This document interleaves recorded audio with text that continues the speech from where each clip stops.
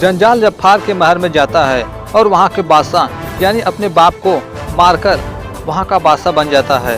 तभी नजूमी के बताने पर जंजाल और ताकतवर बनने के लिए, सच्चाई की भी ताकत हासिल करने के लिए दुर्गापुर की राजकुमारी के साथ शादी करने के उद्देश्य से राजकुमारी सुनैना की मर्जी जानने के लिए सुनैना के पास जाता है। तभी सुनैना उससे पूछती है, कौन है आप और बिना मर्जी के अंदर कैसे आए? तभी सुनैना सैनिकों को बुलाती है। तभी जंजाल कहता है, आवाज़ देने से कुछ नहीं होगा राजकुमारी, जंजाल के सामने आने की कोई हिम्मत नहीं कर सकता। और जंजाल कहता है, मैंने फैसला किया है कि तुम मुझसे शादी करोगी। तभी सुनैना कहती है, तुम होश में हो ना? हम तुमसे शादी करेंगे। हमारी शादी जनकपुर के राजकुमार विशाल के साथ तय हुई है। तभी जंजाल कहता है, कभी नहीं, जंजाल जो सोचता है वही होता है। तुम शादी करोगी लेकिन मुझसे। तभी राजकुमारी कहती है, ऐसा कभी नहीं होगा, ये नामुमकिन है। तभी जंजाल कहता है, नामुमकिन को मुमकिन बनाना जंजाल को अच्छी तरह आता है और कहता है, मैं चाहूँ तो अभी इसी वक्त तुमसे शादी कर सकता हूँ, लेकिन मैं ज़बरदस्ती से नहीं, मैं शादी करूँगा तो तुम्हारी मर्जी से। तभी सुनैना कहती है, जीते जी हम अपनी मर्जी से तुम्हारे साथ शादी कभी नहीं करेंगे। तभी जंजाल कहता है, ऐसा तो होगा नहीं, क्योंकि मैं ऐसा होने नहीं दूंगा। और कहता है, शादी तो तुम करोगी, वो भी कल। तभी वहाँ सुनैना का छोटा भाई आता है और कहता है, कौन हो तुम? तभी जंजाल कहता है, यह तो मैं भी जानना चाहता हूँ कि कौन हो तुम। तभी सुनैना का छोटा भाई बताता है, मेरा नाम सूरज है, मैं यहाँ का राजकुमार हूँ। तभी जंजाल कहता है, तो तुम्हारे लिए एक खुशखबरी है, तुम्हारी बहन हमसे शादी करने जा रही है। तभी सुनैना कहती है, नहीं सूरज, ये शैतान झूठ बोल रहा है। तभी सूरज जंजाल पर तलवार से वार कर देता है, लेकिन जंजाल पर लगे तलवार का घाव तुरंत ठीक हो जाता है। तभी जंजाल सूरज पर अपनी जादू शक्तियों से वार करता है और उसे पत्थर के रूप में बदल देता है। तभी सुनैना सूरज के पास पहुंचती है तो देखती है कि सूरज पूरी तरह से पत्थर बन चुके होते हैं। तभी जंजाल कहता है, मैंने इसे पत्थर बना दिया, और कहता है, तुम्हारी शादी होगी मुझसे ही होगी। और जंजाल सुनैना को 7 दिन का मोहलत देता है और कहता है, अगर तुम 7 दिन में राजी नहीं हुई तो तुम्हारे भाई को मैं हमेशा हमेशा के लिए पत्थर बना दूंगा। अब फैसला तुम्हारे हाथ में है। वहीं दूसरी तरफ दुर्गापुर की महारानी भी वहां आती हैं और वो अपने बेटे सूरज को पत्थर बना देखकर बहुत ही दुखी होती हैं और कहती हैं, क्या आप लोग यूं ही चुपचाप खड़े रहोगे? क्या मेरा बेटा यूं ही पत्थर बना रहेगा? और महाराज से कहती हैं, जाइए महाराज, उस जंजाल को पकड़ कर लाइए और उसके गर्दन पर तलवार रखकर कहिए कि वह मेरे बेटे पर किया हुआ जादू वापस ले ले और मेरे सूरज को वापस जिंदा कर दे। तभी वहाँ विशाल आते हैं और कहते हैं, जंजाल, क्या जंजाल यहाँ आया था? आप लोग चुपचाप क्यों हैं? तभी सुनैना से पूछते हैं, बात क्या है और सूरज कहाँ है? तभी विशाल वहाँ सूरज का पुतला देखता है और विशाल के पूछने पर सुनैना बताती है कि यह सब कुछ जब्बार के बादशाह जंजाल ने किया है। तभी विशाल जंजाल से युद्ध करने के लिए जा रहा होता है। तभी सुनैना उसे रोक देती है और कहती है, तुम जंजाल को नहीं मारोगे, यदि तुम जंजाल को मार दोगे तो सूरज हमेशा हमेशा के लिए पत्थर बन जाएगा और वह कभी इंसान नहीं बन पाएगा। तभी दुर्गापुर के राजगुरु कहते हैं, सूरज को फिर से जीवित करने के लिए हम में से किसी न किसी को जंजाल की जादू दुनिया में जाना होगा। तभी विशाल जंजाल की काली दुनिया में जाने के लिए तैयार हो जाता है। तभी राजगुरु राजकुमार विशाल को रोकते हैं और कहते हैं, जंजाल के पास उसकी शक्तियों के अतिरिक्त शैतानी ताकत है, उसे तुम क्या, हम में से कोई भी खत्म नहीं कर सकता। और कहते हैं, इस प्रकृति ने जंजाल को शैतानी ताकत दी है और इसी प्रकृति ने उसकी बुराई को खत्म करने के लिए अच्छाई की ताकत बनकर एक मानव के रूप में हमारे सामने आएगा। एक वही है जो जंजाल की शैतानी ताकत को खत्म कर सकता है। तभी महाराज पूछते हैं कि आप किसकी बात कर रहे हैं राजगुरु? तभी राजगुरु बताते हैं, शहजादे यमन हातिम। वहीं दूसरी तरफ यमन में फकीर बाबा पूछते हैं कि दुल्हन तैयार हुई है या नहीं। उसके बाद शहजादे अपने शादी की अगली रस्म को पूरा करते हैं, जिसमें वे लोगों को कपड़े और दान और साथ ही कुछ सामानें भी दे रहे होते हैं, जहां पर राजकुमार विशाल भी होते हैं। तभी राजकुमार विशाल को देखकर हातिम कहते हैं, आप क्या चाहते हैं? तभी विशाल कहते हैं, मैं दान लेने नहीं आया हूँ, हातिम का नाम सुनकर यहाँ आया हूँ। सुना है कि हातिम के घर से कोई भी खाली हाथ नहीं जाता। तभी हातिम कहते हैं, दिल से भी हम यही चाहते हैं। और पूछते हैं, आप है कौन? तभी विशाल बताते हैं, मैं जनकपुर नगरी का राजकुमार विशाल हूँ। तभी हातिम पूछते हैं, पर हम आपके लिए क्या कर सकते हैं? तभी विशाल कहते हैं, मेरी ज़रूरत मेरी मोहब्बत है। मेरी मोहब्बत मुझसे कोई छीनना चाहता है। और कहते हैं, हातिम सिर्फ तुम ही मेरी मदद कर सकते हो। हातिम तुम मुझसे बचा लो।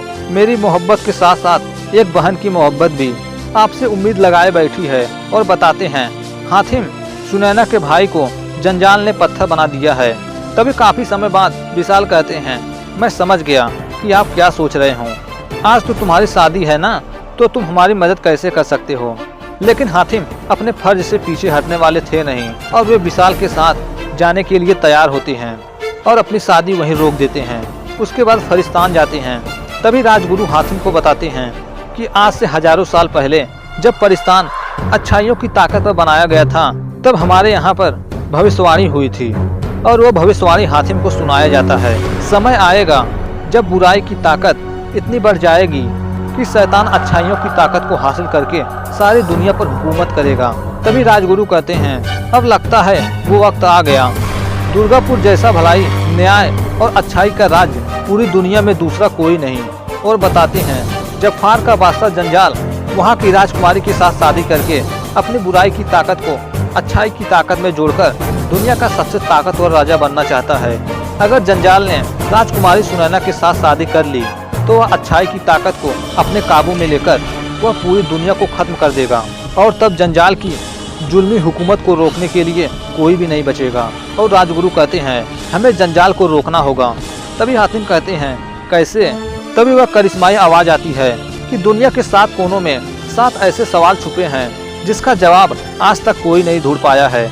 और वह 7 सवाल ही उस शैतानी ताकत का राज हैं। और आवाज़ आती है, अगर उस शैतानी ताकत को खत्म करना है तो एक एक करके उन 7 सवालों का जवाब ढूंढना होगा। हर सवाल का जवाब मिलने पर अच्छाई की ताकत एक कदम आगे बढ़ेगी और बुराई की ताकत एक कदम पीछे बढ़ेगी। और राजगुरु बताते हैं, हर सवाल का जवाब मिलने पर राजकुमार सूरज पर किया गया जादू धीरे धीरे हटना शुरू हो जाएगा। और 7 सवालों का जवाब मिलने पर बुराई की ताकत को तोड़ना आसान हो जाएगा। और हातिम को बताते हैं कि ये रास्ता मुश्किल भी है और खतरनाक भी, लेकिन हातिम दुनिया को बचाने के लिए और हर खतरों से और हर मुश्किल से लड़ने के लिए तैयार थे। तभी हातिम पहला सवाल पूछते हैं, जो कि आवाज़ आती है, जो कि पहला सवाल होता है, एक बार देखा है, बार बार देखने की हवस है। तभी हातिम दूसरा सवाल पूछते हैं। तभी उन्हें बताया जाता है कि पहले सवाल के जवाब में ही तुम्हें दूसरे सवाल का जवाब छिपा मिलेगा। और उसके बाद हातिम को वह चमत्कारी तलवार देते हैं जो हजारों सालों से उनके पास था। वे तलवार आज हातिम को सौंपा जा रहा था और कहते हैं, यह तुम्हारी रक्षा करेगी। उसके बाद हातिम अपने सफर पर निकलने से पहले जैस्मीन से मिलते हैं, जहाँ पर होबो भी होता है। तभी जैस्मीन हातिम को होबो को अपने साथ ले जाने के लिए कहते हैं। तभी होबो कहता है, मैं इसके साथ नहीं जाऊंगा। तभी हातिम कहते हैं, वैसे भी इस जानवर के साथ मैं भी नहीं जाना चाहता। तभी होबो कहता है, जानवर? जानवर कहते हो? मुझे हजारों सालों का तजुर्बा है, काट के फेंक दूंगा। लेकिन जैस्मीन के कहने पर होबो हातिम के साथ जाने के लिए तैयार हो जाते हैं और हातिम होबो के साथ अपने 7 सवालों के सफर के लिए निकल जाते हैं। तभी हातिम और होबो रास्ते में जा रहे होते हैं। तभी होबो कहता है, हातिम सवाल का पता नहीं और जवाब ढूंढने निकल गए। पता नहीं किस पागल के साथ जैस्मीन ने मुझे भेज दिया। और होबो कहते हैं, वो भी एक सवाल नहीं, 7 सवाल। और होबो कहता है, हातिम अभी भी वक्त है, लौट चलते हैं। वो सुनैना किसी और को भेज देगी 7 सवालों को ढूंढने के लिए। लेकिन हातिम अपने वादे से पीछे हटने वाले थे नहीं। वहीं दूसरी तरफ नजूमी सारी बातें जंजाल को जाकर बताता है और बताता है कि हातिम इस वक्त जादुई खंडहर की ओर बढ़ रहा है। वहीं दूसरी तरफ हातिम उस जादुई खंडहर तक पहुंच चुके होते हैं। तभी वहां उन्हें किसी घोड़े के चलने की आवाज़ सुनाई देती है, लेकिन उन्हें वहां कोई नहीं दिखाई दे रहा था।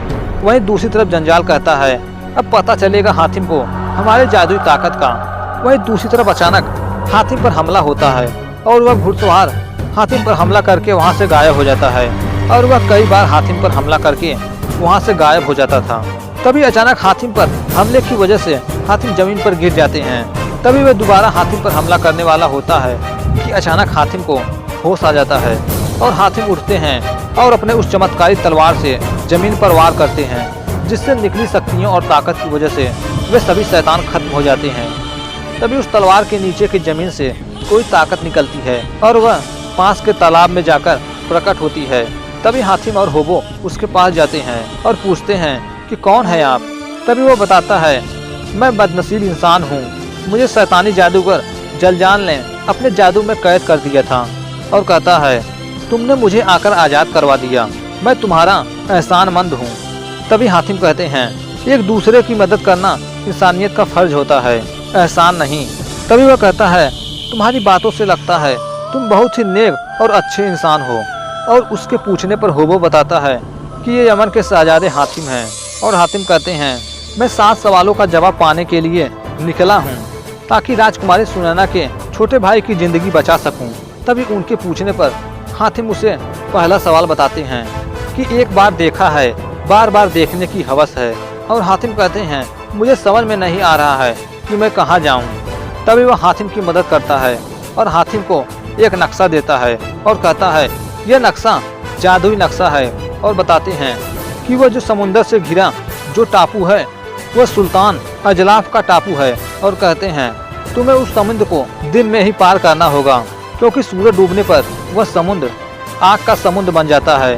वहीं दूसरी तरफ जंजाल सोच रहा होता है कि आखिर हातिम मेरे खंडहर से बच कैसे निकला। तभी नजूमी कहता है, तो क्या हुआ जंजाल, लेकिन हातिम बचकर जाएगा कहाँ। वह असलाफ के टापू की ओर निकला है और कहता है कि वह असलाफ तो आपका गुलाम है और वह वहाँ से बचकर बाहर नहीं जा पाएगा। वहीं दूसरी तरफ समुंदर से घिरे असलाफ में जश्न हो रहा होता है। तभी वहाँ जंजाल आता है और अजलाफ कहता है, मेरे आका जंजाल, हुक्म कीजिए। तभी जंजाल कहता है, तुम्हारे रियायत की ओर कोई 2 आदमी आ रहे हैं, तुम्हें उन्हें खत्म कर देना होगा। तभी अजलाफ कहता है, जो हुक्म मेरे बादशाह। वहीं दूसरी तरफ उसी रात उस मुल्क अजलाफ के समुद्र के किनारे पहुंच जाते हैं। वहीं दूसरी तरफ वे दोनों मुल्क अजलाफ के समुद्र के किनारे पहुंच जाते हैं। तभी होबो कहता है, हातिम, ये तो समुंदर आग का समुंदर है। तभी हातिम कश्ती बनाने के लिए कहते हैं। तभी होबो कहते हैं, कश्ती, तुम्हारा दिमाग तो खराब नहीं हो गया है? इस आग के समुंदर में कश्ती लेकर उतरोगे तो कश्ती के साथ हम भी राख हो जाएंगे। तभी हातिम कहते हैं, मैं सुबह की बात कर रहा हूँ, रात को हम कश्ती बनाएंगे और सुबह होते ही हम अजलाफ की ओर निकल जाएंगे। उसके बाद हातिम रात को कश्ती बनाते हैं। तभी होबो कहता है, तुम समझ क्यों नहीं रहे हो, यहाँ हर पल खतरा है, ये आग का समुंदर। तभी हातिम कहते हैं, सुबह होते ही ये पानी का समुंदर बन जाएगा। तभी होबो कहते हैं, जब शाम को सूरज ढलेगा तो ये फिर से आग का समुंदर बन जाएगा। हातिम कहते हैं, तब तक हम उस पार जा चुके होंगे। तभी होबो कहता है, अगर हम उस पार नहीं जा पाए तो। तभी होबो जैस्मीन को वहाँ बुलाता है और हातिम की शिकायत करता है और हातिम के साथ समुंदर के पार जाने से मना करता है। तभी जैस्मीन के समझाने पर होबो हातिम की मदद करने के लिए तैयार होता है और उसके बाद जैस्मीन वहाँ से चली जाती हैं। उसके बाद वे कश्ती बनाते हैं। तभी सुबह होता है और वे दोनों कश्ती पर बैठकर समुंदर के रास्ते अजलाफ मुल्क की ओर निकल पड़ते हैं। तभी होबो कहता है, एक बात याद रखना, अगर हम सूरज ढलने से पहले उस पार नहीं पहुँचे तो अजलाफ महल में हम नहीं, आग के भुने हुए तंदूरी पहुँचेंगे, हम तंदूरी पहुँचेंगे। वहीं दूसरी तरफ अजलाफ का बादशाह कहता है, हातिम नहीं जानता कि उसका सफ़र कितना लंबा और मुश्किल है, मैं उसके सफ़र में मुश्किल और बढ़ा दूंगा। और वह तभी अपने समुद्री शैतान को बुलाता है और उसे हातिम को रात होने तक उसी समुद्र में रोकने को कहता है। वहीं दूसरी तरफ हातिम अपना सफ़र आधा से ज़्यादा पूरा कर चुके होते हैं और उन्हें अचानक अजलाफ का महल भी दिखाई देने लगता है। तभी अचानक उनके सामने वह समुद्री शैतान आता है और वह हातिम को आगे बढ़ने से रोकता है। तभी हातिम का कश्ती पीछे जाने लगता है। तभी होबो कहता है, हातिम, हातिम, सूरज डूब रहा है। तभी अचानक सूरज डूब जाता है।